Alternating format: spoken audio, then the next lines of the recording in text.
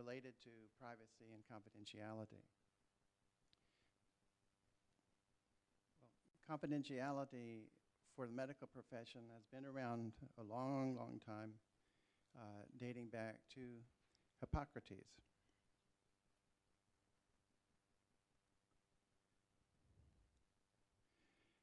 The three areas that we're talking about today, though, deal with the CJA opinions related to confidentiality and how they address privacy within electronic medical records. We'll look at HIPAA as it reflects legislation and litigation concerning confidentiality and privacy. Specifically, privacy as defined as HIPAA, informational privacy. Then the electronic social networks that John alluded to, the Twitter, the Facebook, all impact confidentiality and privacy. As an overview, the legal reference to privacy comes as early as 1890, where Louis Brandeis defined privacy as the right to be left alone. Later, in the context of healthcare, privacy is spoken of as covering three primary areas.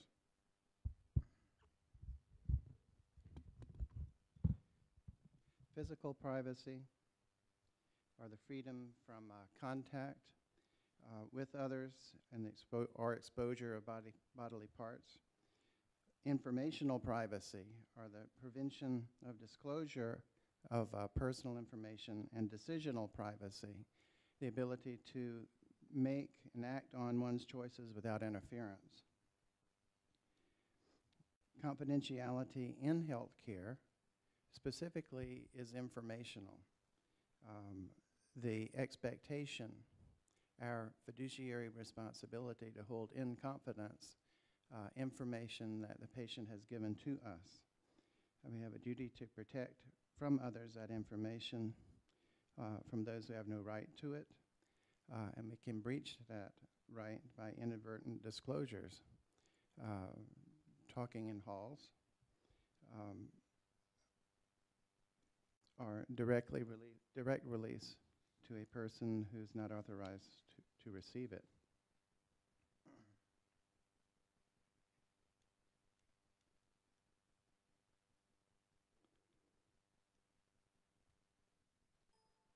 Excuse me.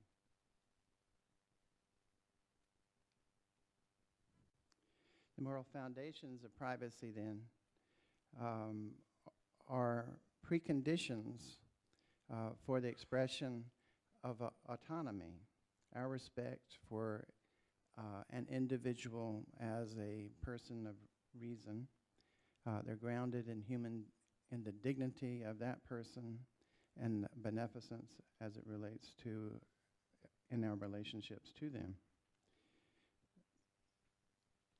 The expression of our own choice requires control of both physical environment and personal information, and the absence of that control impairs our ability to act autonomously. Respect of person, observing privacy and confidentiality, then is the core to an effective patient-physician relationship. For moral limits, we want to maximize how we hold information in confidence. But there may be conflicting duties at times, professional duties. We have a professional duty to protect other patients, others, and to obey law.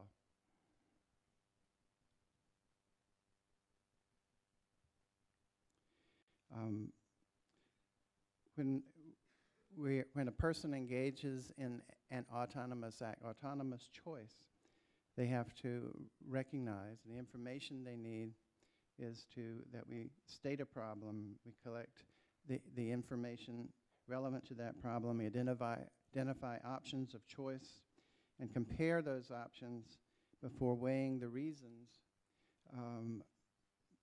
the rights, the duties, the values, the interests involved, and choose what is most reasonable in light of those options. We decide, act, and evaluate the outcomes of that choice. That's the exercise of autonomy, and in the absence of privacy and confidentiality, it becomes problematic. CJA now, as an initial comment on confidentiality, addresses these very issues. Information disclosed to a physician by a patient should be held in confidence, is the basic premise. The patient should fully disclose. And that's needed, that full disclosure is needed to effectively provide services to the patient. The patient discloses with the understanding that that information will be held in confidence. We should reveal no confidential information without express consent, with the exceptions of where that information demonstrates threat of harm to another person or it's a disclosure required by law.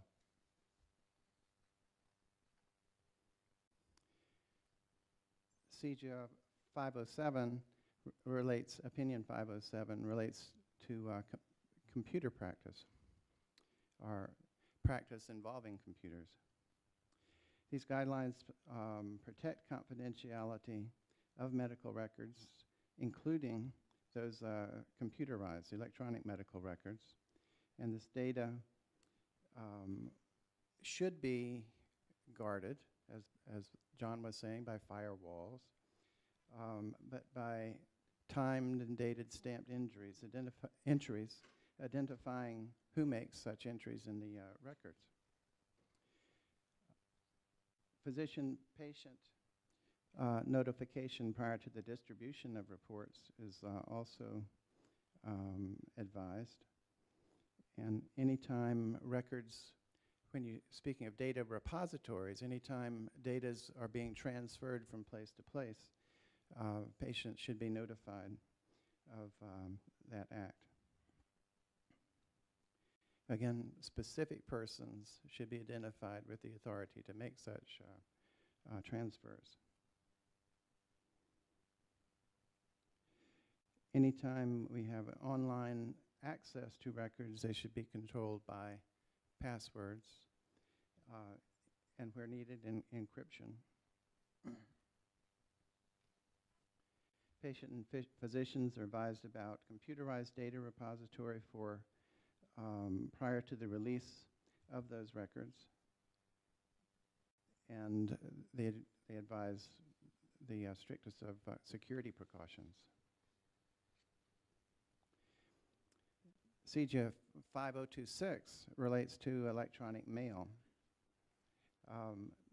where email is a useful tool in medical practice and facilitates communication, surely, but we should apply the same professional precautions as when we transfer fax information in terms of privacy or confidentiality. You don't use email to establish initial patient-clinician relationships, according to CJA, that the personal contact first, face-to-face, is still needed in terms of our professional responsibility.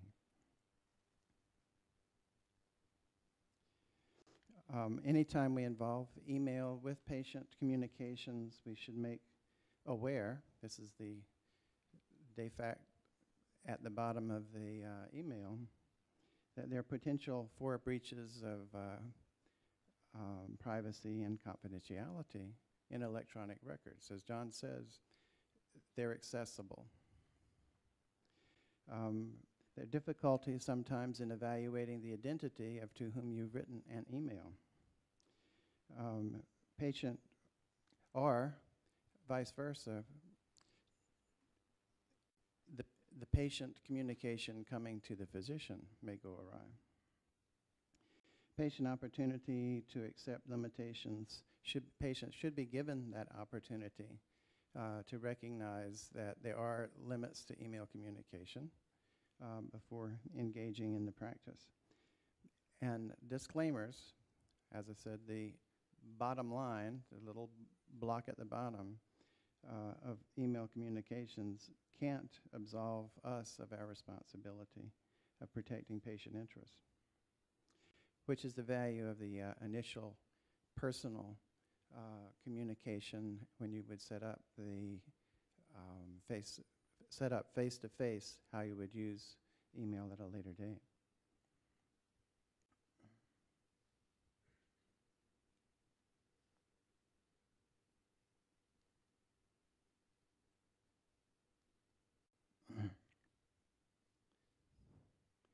Online sites is addressed in CJ 5027.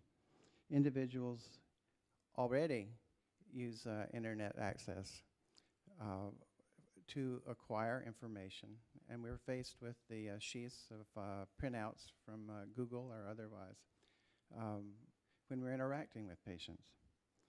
But when we set up our own websites that address healthcare, we should ensure that that information is both accurate and timely, but also reliable, sound scientifically, and referenced.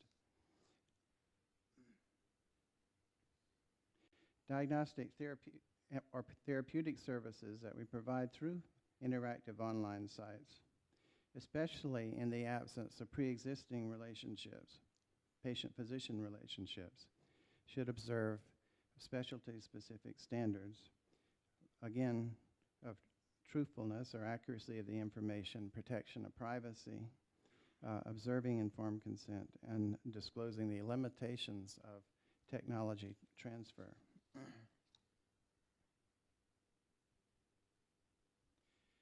For interactive online sites that offer email communication, we should follow the guidelines referenced in policy opinion 5026, the email communications. For high-level security protections should be available, that is, where patient-specific information is present, password protection should be employed for access. Should minimize conflicts of interest and commercial bias when we set up any online site and employ safeguards regarding the disclosure and honesty regarding to funding or advertising on the site. We should not put commercial interest above those of our patients.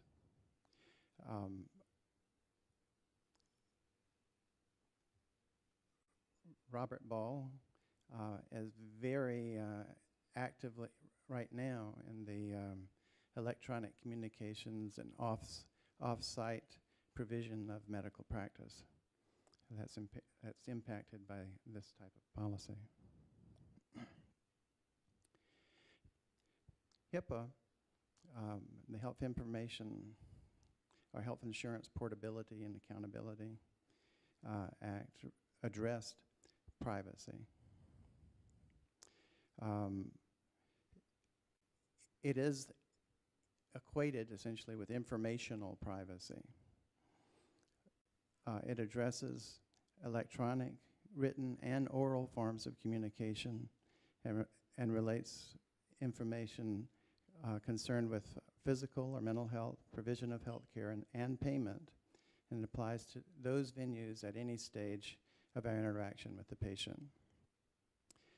It requires notice of privacy practices, which should be plain language, stating who has access to the personal health care information, what rights of access the patient has to inspect, retrieve, or correct that information, and explains our responsibilities, how to address grievances, and the anticipated use in communication and our operations of practice.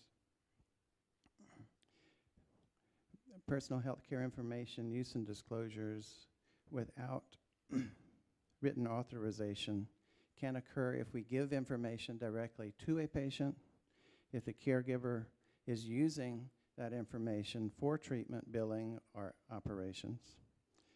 Operations which include quality improvement or education of others, insurance, underwriting, or business management.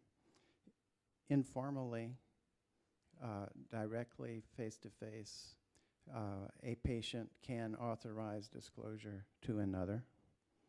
This is happens in an emergency department setting, for example. And use of our disclosures without written authorization can occur for what are called national priority purposes.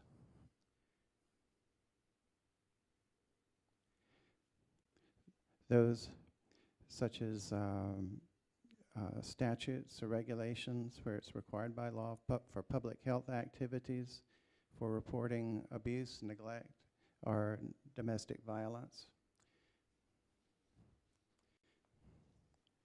for health oversight, for law enforcement, disclosure of information to coroners, or examiners, or funeral directors, for organ tissue donation, and some research.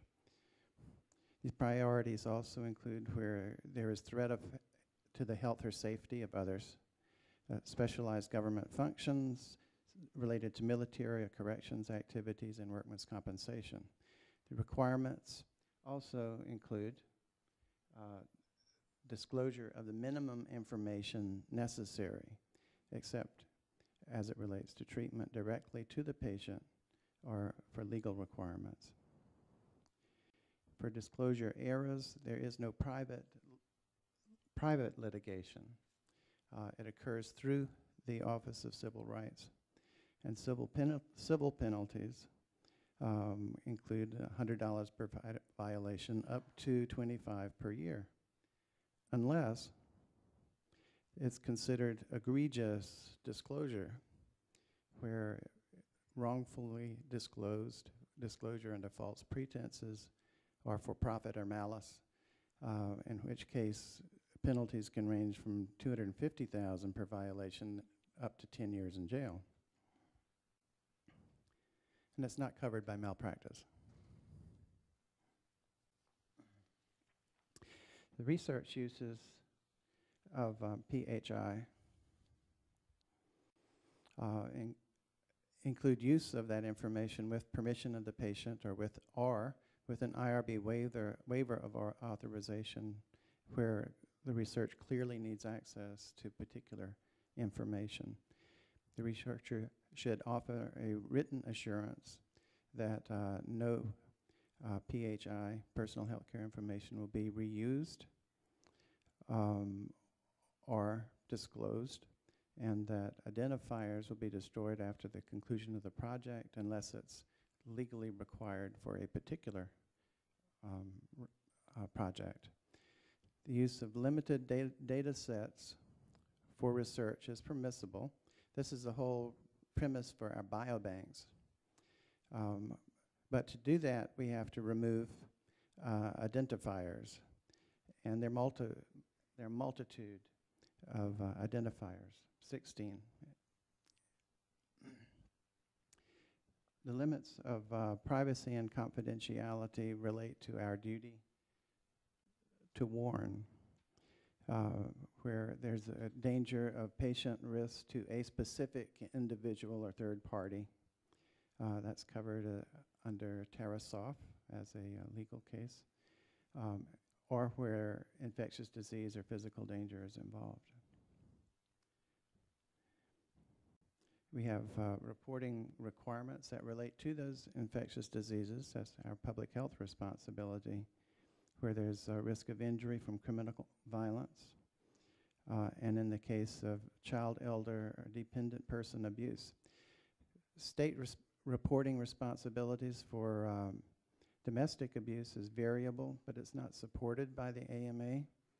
um, on the presumption that an adult retains capacity to control over when to report. Now, talking about social network risk, Mark Zuckerberg, as president of Facebook, says, "Our work to improve privacy continues. Your information, what you need to set up a Facebook account, essentially what they ask for is what information that you have chosen to share."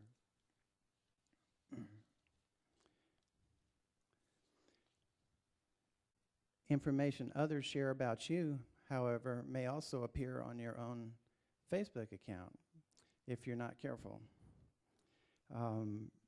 Information that you identify as, or other accounts that you identify as close friends, if you have a tagged information or a tagged photo, it can suddenly appear on your own accounts. So it's important to monitor what is on your own accounts. Other information we receive about you includes, and this is Facebook talking, whenever you interact with Facebook, look at another person's profile, send someone else a message, search for a friend, click on an ad, or purchase Facebook credits. When you post photos, we may receive info related to time, the date, and the place you took the photo. Other information. We get data from the computer, phone, or other device you're using to access Facebook, and that may include the IP address, the location, the type of browser you're using, the pages you visit, or where you physically are by GPS. Other information. When you visit a game, application, or website that uses Facebook, they see the date and time you visited there, the web page that you're at, information again about your computer system, and if you're logged into Facebook, your own computer ID. This is the introduction to Facebook's timeline. They say, control who sees your stuff. Only people you share post with can see it on your timeline, and you can back up and exchange who sees a post, decide, delete, or hide it from your timeline. That requires your monitoring your timeline because, like I said,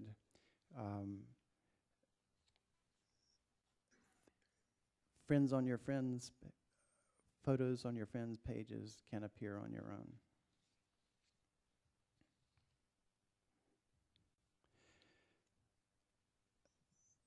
And Facebook isn't perfect.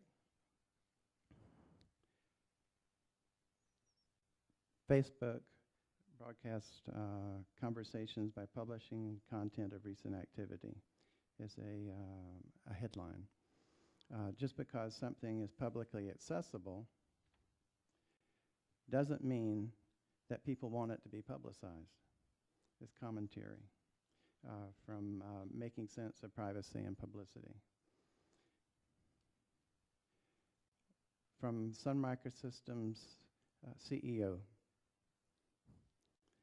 zero privacy, get over it. This is my younger son's attitude toward information on the internet. Schmidt from Google, if you have something you don't want anyone to know, maybe you shouldn't be doing it in the first place.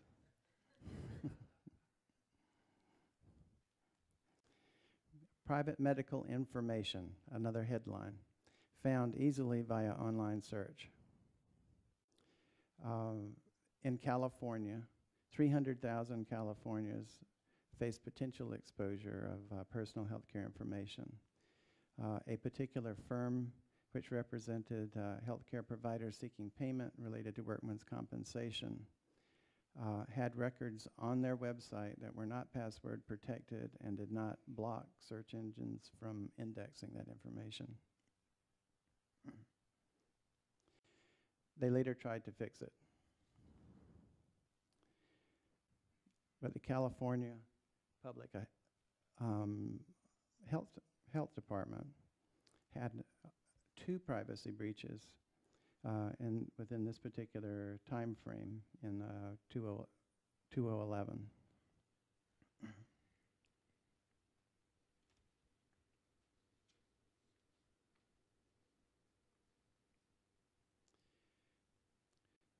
We have a resolution addressing this issue of patient ratings, satisfaction scores, that we'll discuss later in the general meeting, or the House of Delegates.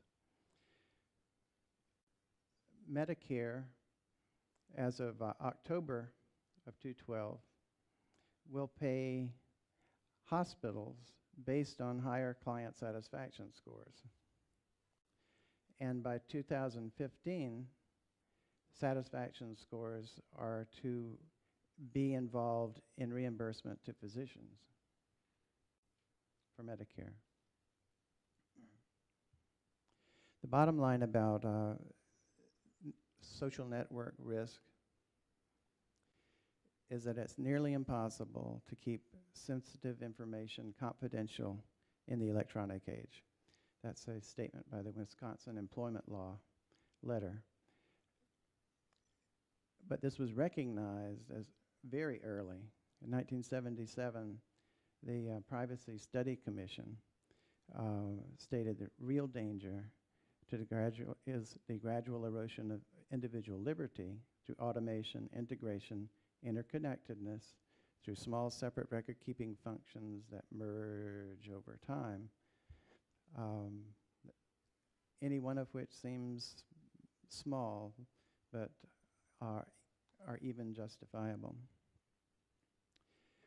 Ways to battle bad reviews. You may receive requests from Google account execs saying, we can set up your account so that it rises to the top.